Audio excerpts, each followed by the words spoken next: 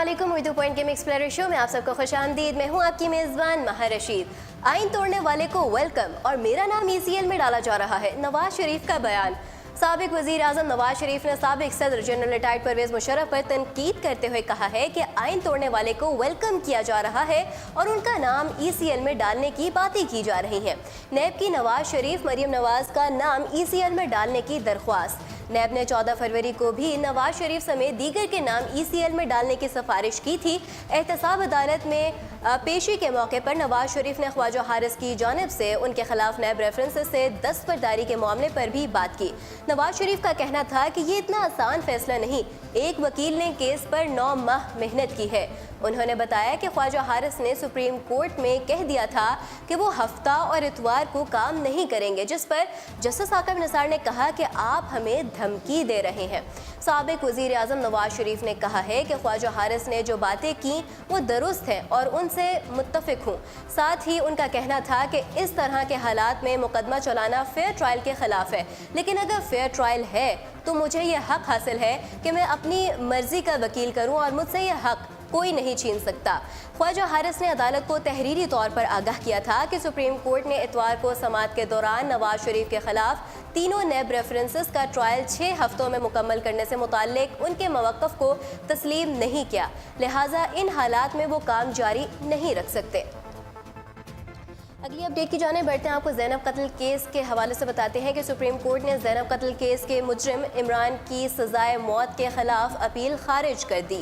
ज़ैनब कत्ल के मुजरिम इमरान ने सज़ाए मौत के खिलाफ सुप्रीम कोर्ट में अपील दायर कर रखी थी, जिसे आज मुस्तरद कर दिया गया। सुप्रीम कोर्ट के जस्टिस आसिफ सईद खोसा की सरबराही पर मुश्तमिल 3 रुकनी बेंच ने मुजरिम इमरान की अपील खारिज की।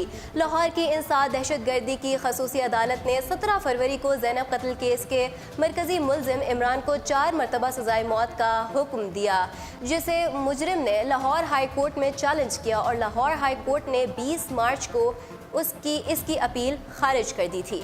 अगली अपडेट की जाने बढ़ते हैं। आपको बताते हैं असगर खान अमल दरामद केस के हवाले से सुप्रीम कोर्ट ने असगर खान अमल दरामद केस में वजारत दिफा समेत तमाम इदारों को FIA से ताउन करने का हुक्म दिया है। सुप्रीम कोर्ट लाहौर रजिस्ट्री में चीफ जस्टिस पाकिस्तान जस्टिस मियां साकिब निसार की सरबराही में 3 रुकनी बेंच ने असगर खान अमल दरामद के मामले की समाअत की। इस मौके पर सीनियर सियासतदान जावेद हाशमी, मीर हासिल, आबदा हुसैन, गुलाम मुस्तफ़ा खर, DG FIA बशीर मेमन, असद दुरानी और रोहिदाद खान समेत दीगर पेश हुए। दौरान समाअत चीफ जस्टिस ने रिमार्क्स दिए हैं कि असगर खान अमल दरामद केस में मज़ीद ताख़ीर बर्दाश्त नहीं करेंगे।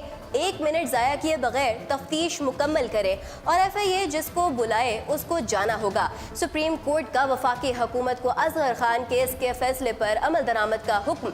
जस्टिस मियां साकिब निसार ने कहा, परवेज़ मुशर्रफ को पाकिस्तान आने में जो रुकावट थी वो ख़त्म कर दी, अब उनकी बहादुरी पर है कि वो आते हैं या नहीं।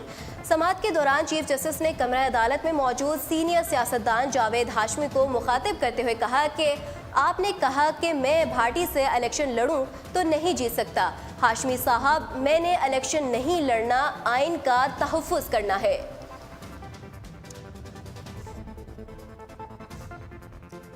नैब रेफरेंसेस के हवाले से आपको अगली अपडेट बताते हैं। एहतसाब अदालत ने साबिक वज़ीर आज़म नवाज शरीफ को अपने खिलाफ नैब रेफरेंसेस की पैरवी की गर्ज से वकील मुकर्रर करने के लिए 19 जून तक की मोहलत दे दी। समाअत के आगाज़ पर जज मोहम्मद बशीर ने नवाज शरीफ से इस्तफसार किया कि आपको दूसरा वकील रखना है या ख्वाजा हारिस को ही कहा है। साथ ही जज ने कहा, अभी तक ख्वाजा हारिस की किसी से केस से दस्तबरदारी की दरख्वास्त मंजूर नहीं की गई, जिस पर नवाज शरीफ ने अदालत को आगाह किया कि ये इतना आसान फैसला नहीं, एक वकील ने एक केस पर 9 माह मेहनत की है। साबिक वज़ीर आज़म ने कहा है कि ख्वाजा हारिस ने सुप्रीम कोर्ट में कह दिया था कि वो हफ्ता इतवार को काम नहीं करेंगे, हम तो रोज़ लाहौर से आते हैं और सहरी करके अदालत के लिए रवाना होते हैं। नवाज शरीफ का मज़ीद कहना था कि इस केस में 100 के करीब पेशियाँ हो चुकी हैं। मरियम नवाज के वकील अमजद परवेज ने अदालत से कहा है कि मैं समझता हूं कि इस मरहले पर नया वकील मुकर्रर करना मुमकिन नहीं। उनका मजीद कहना था, हफ्ते और इतवार को या अदालती वक्त ख़त्म होने के बाद समाअत नहीं होनी चाहिए। हम पीर से जुमा तक इस अदालत में पेश हो रहे हैं। इसी वजह से सुप्रीम कोर्ट में मेरा एक केस अदम पैरवी पर खारिज हो गया, जबकि शर्जील मेमन केस में एक मुल्जिम का वकील हूँ और अदालत में पेश ना होने पर मुझ पर जुर्माना हुआ। अगली अपडेट हमारे पास इलेक्शन कमीशन के हवाले से है। इलेक्शन कमीशन में आम इंतखाबात 2018 में हिस्सा लेने वाले उम्मीदवारों के कागजात नामजदगी की जांच पड़ताल जारी है। 25 जुलाई को होने वाले आम इंतखाबात 2018 के लिए कागजात नामजदगी हासिल और जमा करवाने का कल आखिरी रोज़ था। इससे कबल कागजात नामजदगी जमा कराने की आखिरी तारीख 8 जून थी। ताहम इलेक्शन कमीशन ने सियासी जमातों की सहूलत के पेश नज़र इसमें 3 दिन यानी 11 जून तक की तोसी कर दी थी। इलेक्शन कमीशन के मुताबिक 12,000 से ज़ायद उम्मीदवारों के कवायद कौमी एहतसाब Bureau NAB, Federal Board of Revenue FBR और स्टेट बैंक को भिजवा दिए गए हैं और कागजात नामजदगी की ऑनलाइन जांच पड़ताल का सिलसिला जारी है। उम्मीदवारों को रिटर्निंग अफसरान के सामने बैंक कर्जों की तमाम तफसीलात पेश करना होंगी और नादहाना होने की सूरत में उम्मीदवार को नाअहल करार दिया जाएगा। इमरान खान और अहलिया की रोज़ा रसूल सल्लल्लाहु अलैहि वसल्लम पर हाज़री कल उम्रा अदा करेंगे। चेयरमैन तहरीक इंसाफ इमरान खान ने अहलिया के हमरा रोज़ा रसूल सल्लल्लाहु अलैहि वसल्लम पर हाज़री दी और दुआएं मांगी। रमज़ान मुबारक की 27वीं शब के मौके पर इमरान खान ने मदीना मुनव्वरा में क़याम किया, जहां उन्होंने अहलिया के हमरा रोज़ा रसूल सल्लल्लाहु अलैहि वसल्लम पर हाज़री दी और नवाफिल अदा किए। चेयरमैन तहरीक इंसाफ ने मुख्तलिफ दुआएं मांगी और वो कल शाम उम्रा की अदायगी के लिए मक्का मुकरमा जाएंगे। इमरान खान की मदीना मुनव्वरा पहुँचने और वहाँ मसरूफियात की वीडियोस सोशल मीडिया पर वायरल हो रही हैं, जिसमें उन्हें अहलिया के हमरा भी देखा जा सकता है। अगली अपडेट हमारे पास स्पोर्ट्स के मैदान से आपको बताते हैं। पाकिस्तान और स्कॉटलैंड के दरमियान पहला T20 मैच आज खेला जाएगा। स्कॉटलैंड गुज़श्ता रोज़ वनडे रैंकिंग की नंबर 1 टीम इंग्लैंड को शिकस्त देकर पाकिस्तान के लिए ख़तरे की घंटी बजा चुकी है और स्कॉटिश टीम आज T20 रैंकिंग की नंबर 1 टीम के मद्दे मुकाबल होगी।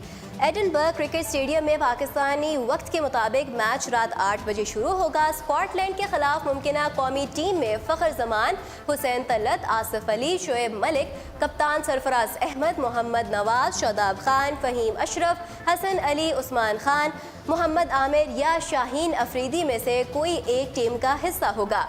कौमी क्रिकेट टीम के कप्तान सरफराज अहमद का कहना है कि स्कॉटलैंड को कमज़ोर हरीफ तस्वर नहीं करेंगे। गुज़श्ता रोज़ इंग्लैंड के खिलाफ स्कॉटिश टीम ने खेल के तीनों फॉर्मेट में बहुत उम्दा खेल पेश किया।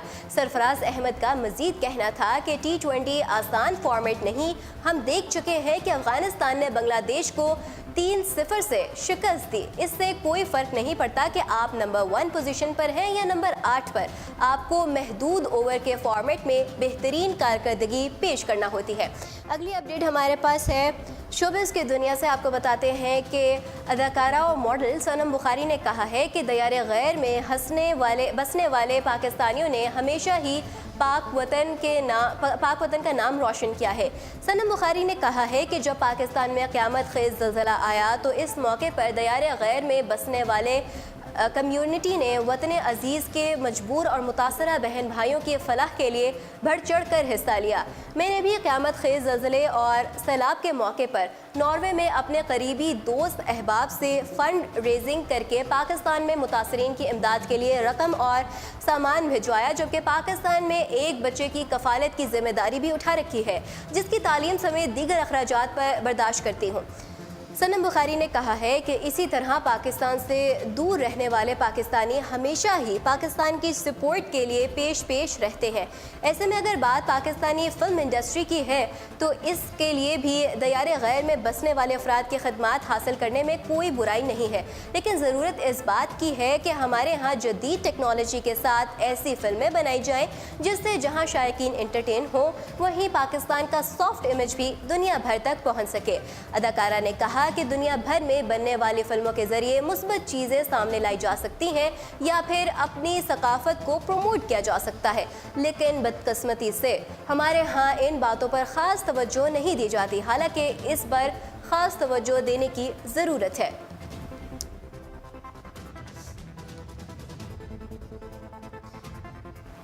अगली अपडेट भी हमारे पास शोबिस की दुनिया से है। आपको बताते हैं कि बॉलीवुड सुल्तान सलमान खान का कहना है कि इंडस्ट्री में एक दो फैमिली ऐसी भी हैं जहां से मुझे कभी भी इज्जत और प्यार नहीं मिला।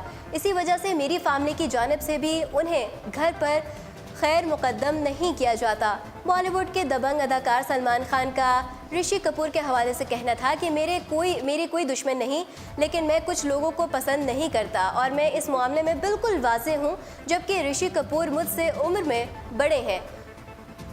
इसका हरगिज़ ये मतलब नहीं कि मैं उनकी इज़्ज़त करूँ। अगर वो शख्स मेरी और मेरी फैमिली की इज़्ज़त ना करे तो मैं भी उनकी इज़्ज़त करने से माजरत ही करूँगा। इस बात पर यकीन रखता हूँ कि अगर चाहे कोई जूनियर हो या सीनियर तो उसे किसी की बेइज्जती नहीं करनी चाहिए, और ख़ुसूसन उस वक्त तो बिल्कुल भी नहीं जब आप उनके साथ काम कर रहे हों और फिर वो शख्स आपको बेवकूफ़ और बेइज्जत करता है तो ये बात अच्छी नहीं। बस न्यूज़ के अख्ताम में हमारे पास एक दिलचस्प सी खबर आपको बताते हैं कि सऊदी अरब के एक लग्जरी होटल में मुनक़िदा फ़ैशन शो में इंसानी मॉडल्स की बजाय ड्रोन्स का इस्तेमाल किया गया। ये ड्रोन मॉडलिंग रनवे पर कपड़ों और दीगर चीज़ों की नुमाइश करते रहे। सऊदी अरब में कंपनी ने फ़ैशन शो में मॉडल्स की बजाय ड्रोन्स का इंतखाब किया। कंपनी के लीडर मोहम्मद अल जाफरी ने इतवार के रोज़ होने वाली इस तकरीब की वीडियोस और तस्वीर शेयर की, जिनमें ड्रोन्स कपड़ों और दीगर अशिया की नुमाइश करते दिखाई दे रहे हैं। इस अनोखे फ़ैशन शो की वीडियो सोशल मीडिया पर आम हो गई हैं, जिनमें हवा में लहराते लिबास देखकर ऐसा लग रहा है जैसे भूत कपड़ों समेत मॉडलिंग के फ़राइज़ सरअंजाम दे रहे हैं। मुत्तहिदा अरब इमारात में Islamic fashion and designing council की चेयरपर्सन आलिया खान ने कहा है कि ड्रोन्स पर कपड़े लटकाने की वजह से लिबास की शक्ल व खूबसूरती पर फ़र्क पड़ा। आलिया का कहना था कि रवायती अंदाज से हट कर काम करना बहुत अच्छी बात है। फ़ैशन एक तख्लीकी शोबा है और वो कुछ अलग करने की कोशिश कर रहे थे। ताहम मज़कूरा तकरीब में ड्रोन्स के ज़रिए कपड़ों की नुमाइश की हौसला अफजाई करना या इसे दोबारा दिखाना वो पसंद नहीं करेंगी। उनके नज़दीक इस तरह ड्रोन्स पर लटकने की वजह से लिबास अपनी बनावट और ख़ूबसूरती खो बैठते हैं। ये थी हमारे आज के दिन की अहम तरीन खबरें। मज़ीद खबरों और हेडलाइंस के लिए आप विजिट कर सकते हैं हमारी वेबसाइट urdu.com। फ़िलहाल महारशीद को दीजिए इजाज़त। अल्लाह निगहबान।